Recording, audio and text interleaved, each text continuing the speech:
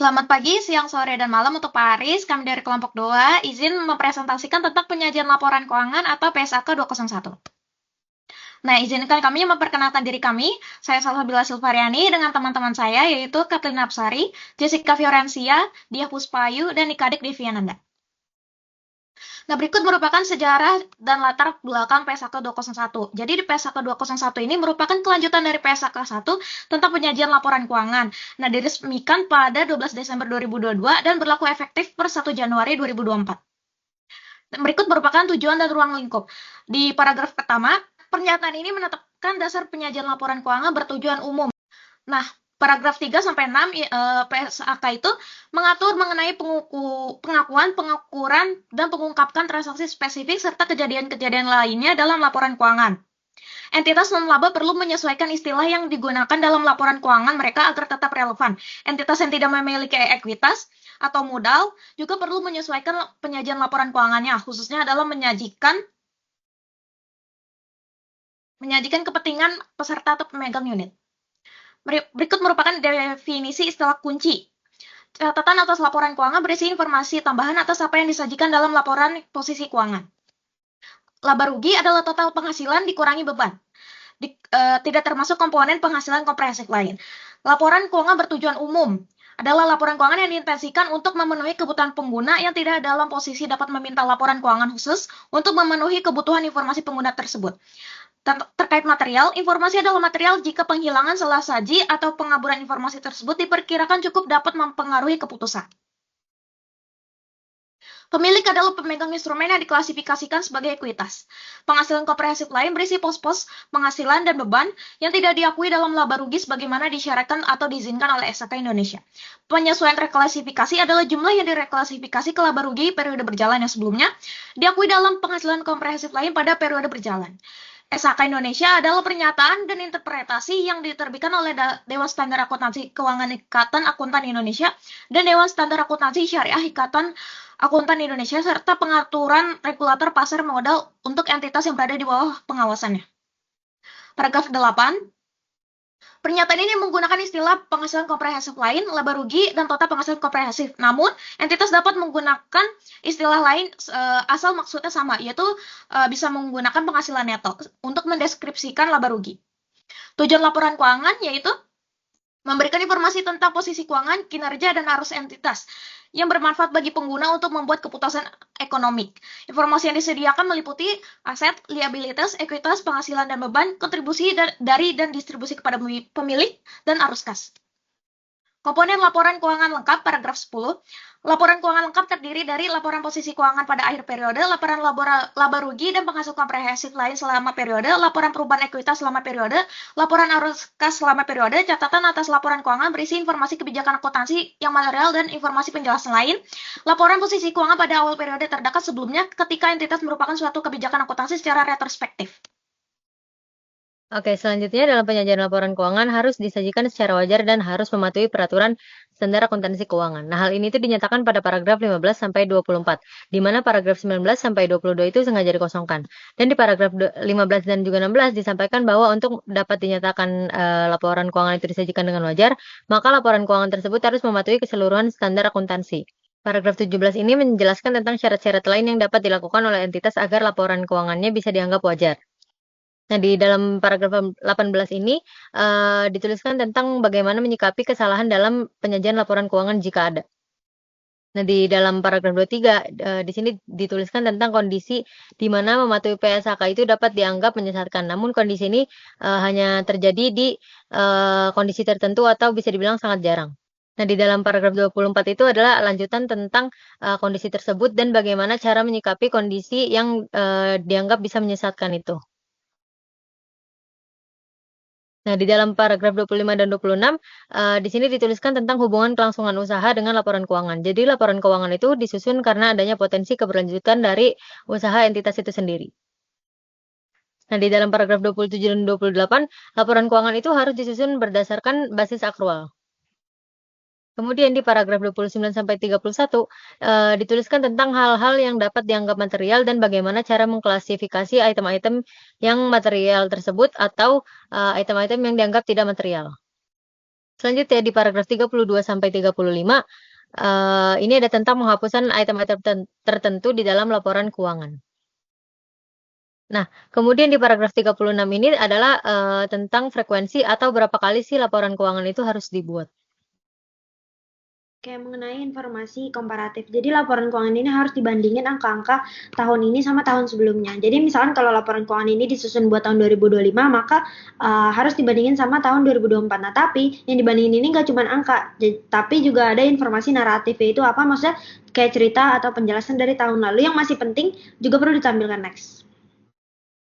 Nah, apa aja yang wajib dibandingin itu yang pertama itu adalah laporan posisi keuangan, laporan laba rugi terpisah, laporan arus kas, laporan perubahan ekuitas, catatan atas laporan keuangan. Nah, informasi naratif ini harus disajikan jika masih relevan. Contoh itu kayak sengketa hukum yang belum selesai. Nah, maka info perkembangan ini perlu diungkapkan next. Nah, boleh menyajikan informasi komparatif tambahan, yaitu lebih dari 2 periode, misalkan buat 2025 sama 2024. Nah, perusahaan ini bisa nampilin untuk 2025. Nah, tapi harus sesuai dengan SAK dan diikuti dengan catatan terkait next. Nah, entitas ini harus menyajikan 3 laporan posisi keuangan, yaitu jika ada retrospektif, terus reklasifikasi, dan perubahan tersebut bersifat material. Nah, disajikannya itu apa? Untuk akhir periode berjalan, akhir periode terdekat sebelumnya, dan juga awal periode terdekat sebelumnya next. Nah, kalau harus disajikan 3 neraca, maka wajib diberi penjelasan tambahan, terus juga nggak perlu buat catatan rinci, terus juga tanggal laporan posisi keuangan ini sama dengan awal periode terdekat sebelumnya. Nah, jika ada reklasifikasi, maka perusahaan ini harus menyesuaikan dan juga harus dijelaskan kenapa, apa yang diubah, angka yang berubah, kenapa diubah. Nah, jika tidak dapat direfleksi, maka alasan ini tidak dapat dilakukan, harus dijelasin, terus penyesuaian yang seharusnya dilakukan ini jika memungkinkan. Nah, reklasifikasi ini bertujuan untuk meningkatkan keterbandingan antar periode next. Nah, PSAK 208 ini mengatur perubahan kebijakan akuntansi, perubahan estimasi, koreksi kesalahan. Nah, hal-hal ini harus disesuaikan data tahun lalu agar pembaca ini bisa melihat perubahan secara adil dan akurat. Next. Nah, di 45 ini mengenai akan konsistensi antar periode, kecuali jika ada sifat operasi entitas atau kajian ulang laporan keuangan. Terus juga pastinya disyaratkan oleh PSAK. Nah, contohnya ini yang dapat mengubah penyajian laporan keuangan ini ada akuisisi atau pelepasan bisnis yang signifikan, terus juga struktur organisasi maupun kajian ulang menyeluruh terhadap laporan keuangan. Next. Nah, ada tujuan perubahan ini hanya dibolehkan jika menyediakan informasi yang lebih berguna, terus tetap menjaga keterbandingan antar periode, terus menghindari kebingungan pengguna laporan keuangan. Next, Kathleen. Oke, selanjutnya paragraf 47 dan 48. Paragraf 47, laporan keuangan harus memuat pengungkapan wajib, yaitu posisi keuangan, laba rugi, ekuitas, dan catatan. Paragraf 48, pengungkapan mencakup semua pos yang diatur oleh SAK dan dilakukan dalam laporan keuangan. Next. Paragraf 49 dan 50 berisi, paragraf 49 laporan harus diidentifikasi secara jelas, tidak boleh tertukar dengan dokumen lain, dan PSAK hanya berlaku untuk laporan keuangan, bukan laporan tahunan atau regulator. Next. Lalu selanjutnya ada paragraf 51, identifikasi laporan harus mencantumkan nama entitas, tujuan laporan, periode, mata uang, dan pembulatan. Next. Selanjutnya paragraf 52 dan 53, judul dan label harus jelas meski disajikan digital tanpa halaman terpisah. Lalu pembulatan boleh asalkan tidak menghilangkan informasi penting. Selanjutnya ada paragraf 54, laporan posisi keuangan mencantumkan pos utama yaitu aset tetap, properti investasi, aset tak berwujud, aset keuangan, investasi aset biologis, persediaan piutang usaha, kas setara kas piutang, dan kas provisi dan liabilitas keuangan. Selanjutnya paragraf 55, entitas dapat menambah atau memisahkan pos serta menampilkan subtotal jika hal itu membuat laporan lebih jelas dan relevan.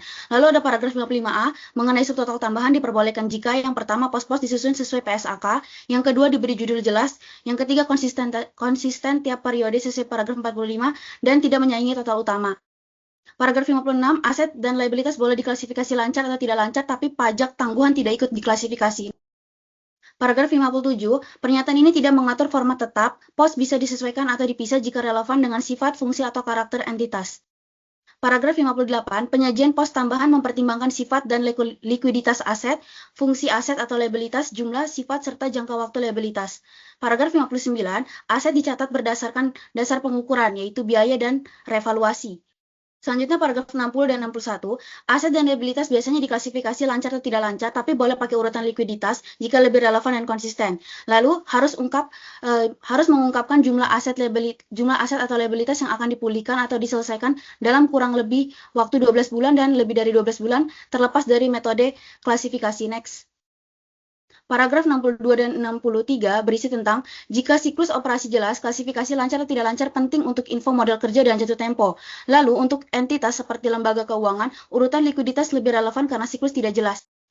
Paragraf 64 dan 65, entitas boleh menggabungkan klasifikasi jika memuat informasi yang lebih relevan. Lalu info jatuh tempo penting untuk menilai likuiditas dan solvabilitas baik aset keuangan maupun non-keuangan. Paragraf 66 dan 67, aset lancar adalah digunakan dalam siklus operasi, diperdagangkan, direalisasi kurang lebih 12 bulan atau kas yang bebas digunakan. Lalu aset tidak lancar diklasifikasi sebagai aset tetap yang tak berwujud dan jangka panjang. Paragraf 68, siklus operasi adalah waktu dari beli aset sampai jadi kas. Jika tidak jelas maka diasumsikan 12 bulan. Paragraf 69 dan 70, liabilitas jangka pendek dilunasi dalam siklus operasi untuk diperdagangkan atau jatuh tempo kurang lebih 12 bulan dan tidak bisa ditunda.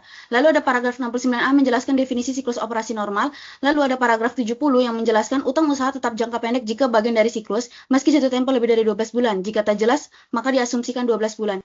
Lalu paragraf 69B berisi tentang tujuan utama diperdagangkan. Lalu paragraf 69C jatuh tempo dalam 12 bulan maka masuk ke dalam liabilitas jangka pendek. Lalu paragraf 71, contoh liabilitas jangka pendek adalah cerukan atau bank overdraft, utang dividen dan utang pajak. Lalu paragraf 72, liabilitas dijadwal ulang setelah periode maka tetap dikatakan sebagai liabilitas jangka pendek. Lalu paragraf 72A berisi tentang hak entitas menunda pelunasan liabilitas minimal 12 bulan. Lalu paragraf 72B, konvenan harus dipatuhi di akhir periode. Lalu paragraf 73, ada fasilitas perpanjangan lebih dari 12 bulan, maka dikatakan jangka panjang, dan jika tidak maka dikatakan jangka pendek. Selanjutnya ada paragraf 74, jika entitas melanggar kovenan pinjaman jangka panjang pada atau sebelum akhir periode, maka liabilitas harus segera dibayar. Lalu paragraf 75, entitas mengklasifikasi liabilitas sebagai jangka panjang jika pada akhir periode pelaporan pemberi pinjaman setuju memberikan tenggang waktu pembayaran yang berakhir minimal 12 bulan. Lalu ada paragraf 75A, yang dimana menjelaskan klasifikasi liabilitas tidak dipengaruhi oleh niat atau harapan manajemen untuk melunasi liabilitas dalam 12 bulan setelah periode pelaporan. Paragraf 76 dan 76ZA, peristiwa setelah periode pelaporan atau refinancing atau pelunasan diungkap sebagai non-penyesuaian sesuai PSAK 210. Paragraf 76ZA, liabilitas tetap jangka panjang meski tergantung kovenan dalam 12 bulan, tapi harus ungkap info kovenan dan resiko ketidakpatuhan. Paragraf 76A, pelunasan liabilitas berarti pengalihan kas, sumber daya lain atau instrumen ekuitas kecuali dikecualikan pada paragraf 76B. Lalu paragraf 76B, opsi pelunasan dengan instrumen ekuitas yang diklasifikasi sebagai ekuitas, maka sesuai dengan PSAK 232, maka hal itu tidak mempengaruhi klasifikasi jangka pendek atau panjang. Paragraf 77, entitas harus mengungkap subklasifikasi di laporan posisi keuangan atau catatan agar informasi lebih jelas dan sesuai operasi. Lalu paragraf 78, subklasifikasi disesuaikan dengan SAK, sifat, ukuran, dan fungsi pos, misalnya aset tetap, piutang, persediaan provisi, dan model ekuitas. Paragraf 79 berisi entitas wajib mengungkap jumlah jenis, hak, dan batasan saham, saham sendiri, dan tujuan cadangan ekuitas. Paragraf 80, jika tanpa saham maka diungkap perubahan dan hak tiap kepentingan ekuitas. Paragraf 80A, jika ada reklasifikasi antara liabilitas dan ekuitas, maka diungkapkanlah jumlah, waktu, dan alasan. Laporan laba rugi, paragraf 81 dikosongkan. Paragraf 81A, laporan laba rugi dan penghasilan komprehensif lain itu menyajikan yang pertama laba rugi, total penghasilan komprehensif lain, dan penghasilan komprehensif untuk periode berjalan. Next. Nah, paragraf 81B, entitas ini menyajikan pos-pos sebagai berikut. Yang pertama itu laba rugi selama periode yang dapat didistribusikan kepada kepentingan non-pengendali, dan juga entitas itu menyajikan laba rugi dalam suatu laporan tersendiri. Paragraf 82, sebagai tambahan atas pos-pos yang disyaratkan oleh SAK, bagian laba rugi atau laporan laba rugi itu mencakup pos-pos yang pertama pendapatan, yang kedua itu keuntungan dan kerugian yang timbul, yang ketiga beban jasa asuransi, pendapatan atau beban biaya keuangan. Next. Kerugian penurunan nilai, penghasilan atau beban keuangan, next. Nah, paragraf 82 ini bagian penghasilan komprehensif menyajikan pos-pos. Yang pertama itu penghasilan komprehensif lain, yang B berdasarkan sifat dan dikelompokkan sesuai SAK. Paragraf 83 dan 84 dikosongkan. Paragraf 85 ini entitas menyajikan pos-pos, judul, dan subtotal tambahan dalam laporan yang menyajikan laba rugi. 85A, Entitas ini menjadikan subtotal berdasarkan paragraf 85. Maka subtotal tersebut berisi pos-pos yang berasal dari jumlah yang diakui dan diukur sesuai dengan PSA. Next. Paragraf 5B, entitas ini menyajikan pos-pos dalam laporan yang menyajikan laba rugi dan penghasilan komprehensif lain yang merekonsiliasi subtotal yang disajikan. Next. Paragraf 86, dampak dari berbagai kegiatan, transaksi, dan peristiwa berbeda dalam frekuensi, potensi, dan keuntungan. Kemampuan ini dapat diprediksi, maka pengungkapan unsur-unsur kinerja keuangan ini membantu pengguna laporan keuangan dalam memahami kinerja keuangan yang dicapai. Next. Paragraf 87, entitas ini tidak diperkenankan untuk menyajikan pos-pos penghasilan. Paragraf 88, entitas mengakui seluruh pos-pos penghasilan dan beban pada suatu periode. Paragraf 89, SAK ini menentukan keadaan kapan entitas itu mengakui pos-pos tertentu di luar laba rugi dalam periode berjalan. Next. Paragraf 90, entitas itu mengungkapkan Paragraf 90, entitas ini mengungkapkan jumlah pajak penghasilan terkait dengan setiap komponen dari penghasilan komprehensif lain. Paragraf 91, entitas ini menyajikan yang pertama secara neto dari dampak pajak terkait, yang kedua sebelum dampak pajak terkait. Paragraf 92 ini entitas mengungkapkan penyesuaian reklasifikasi yang terkait dengan komponen penghasilan komprehensif lain. Next. Paragraf 93, SHK Indonesia ini menjelaskan apakah dan kapan jumlah yang sebelumnya diakui dalam penghasilan komprehensif lain itu direklasifikasikan ke laba rugi. Paragraf 94, entitas ini dapat menyajikan penyesuaian reklasifikasi dalam laporan laba rugi dan penghasilan komprehensif lain atau catatan atas laporan keuangan. Paragraf 95, penyesuaian reklasifikasi timbul sebagai contoh dari pelepasan kegiatan usaha luar negeri. Paragraf 96, penyesuaian reklasifikasi tidak dilakukan pada perubahan surplus revaluasi yang diakui berdasarkan PSA 216. Paragraf 97, ketika pos-pos penghasilan beban adalah material. Paragraf 98, pos-pos penghasilan dan beban itu mencakup penurunan persediaan menjadi nilai realisasi, restrukturisasi aktivitas entitas, pelepasan aset tetap, pelepasan investasi, operasi yang dihentikan, penyelesaian tuntutan hukum, dan pembalikan provisi lain. Paragraf 99, entitas ini menyajikan analisis beban yang diakui dalam laporan laba rugi. Paragraf 100, entitas dianjurkan untuk menyajikan analisis dalam paragraf 99. Paragraf 101, beban itu disubklasifikasikan untuk memberikan penekanan pada komponen dari kinerja keuangan. Paragraf 102, bentuk pertama analisis itu metode sifat beban. Jadi entitas ini menggabungkan beban dalam laporan laba rugi berdasarkan sifatnya. Paragraf 103, ini metode fungsi beban atau biaya penjualan, mengklasifikasikan beban sesuai dengan fungsinya. Paragraf 106, entitas ini menyajikan laporan perubahan ekuitas sebagaimana disyaratkan. Yang pertama ini total penghasilan komprehensif selama periode berjalan, setiap komponen ekuitas yang dikosongkan untuk setiap komponen ekuitas. Paragraf 106A, setiap komponen ekuitas entitas itu menyajikan baik dalam laporan perubahan ekuitas atau dalam catatan. 107, entitas ini menyajikan baik atas laporan keuangan jumlah dividen yang diakui. Paragraf 108, komponen ekuitas itu sebagai contohnya setiap kelas modal disetor saldo akumulasi dari setiap kelas penghasilan komprehensif lain. Next.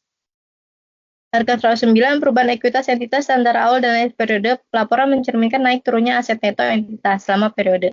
Paragraf 110, kebijakan akuntansi, perubahan estimasi akuntansi dan kesalahan memberikan dampak perubahan kebijakan akuntansi sepanjang praktis kecuali jika ketentuan transisi dalam PSAK lain itu mensyaratkan sebaliknya. Next. Laporan alokasi ini berfungsi untuk menyajikan informasi tentang aliran kas masuk dan keluar selama periode tertentu. 3 aktivitasnya, yang pertama itu aktivitas operasi, investasi, dan pendanaan. Next. Catatan laporan keuangan ini merupakan bagian integral dari penyajian laporan keuangan dan tidak dapat dipisahkan dari laporan utama lainnya. Mencakup dasar penyusunan laporan keuangan dan kebijakan akuntansi penting, penjelasan rinci terhadap angka-angka yang disajikan dalam laporan utama, informasi tambahan yang dibutuhkan untuk meningkatkan pemahaman pengguna laporan, dan pengungkapan asumsi dan estimasi signifikan yang digunakan manajemen. Next. Paragraf 115 dikosongkan. Paragraf 116, entitas ini dapat menyajikan catatan atas laporan keuangan yang menyediakan informasi tentang dasar penyusunan laporan keuangan. Next. Sekian presentasi dari kelompok kami. Terima kasih.